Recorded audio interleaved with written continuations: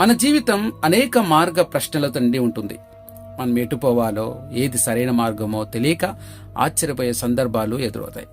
అప్పుడు మన తెలివిని, అనుభవాన్ని మాత్రమే ఆశ్రయిస్తే తప్పిదాలు జరిగే అవకాశం ఉంది. అందుకే దేవుడు మనకు ఉపదేశం అనగా తన వాక్యం ద్వారా, ఆత్మ ద్వారా, మనసాక్షి ద్వారా సూచనలు ఇస్తాడు. దేవుని వాక్యం ద్వారా ఇచ్చే జ్ఞానానికి, బుద్ధికి మనం వినగలిగితే అది మన జీవితానికి మేలు చేకూరుతుంది. ఉపదేశం అనగా దేవుని వాక్య బోధన, మంచి సలహా, జీవితానికి మార్గదర్శకమైన సత్యాలు.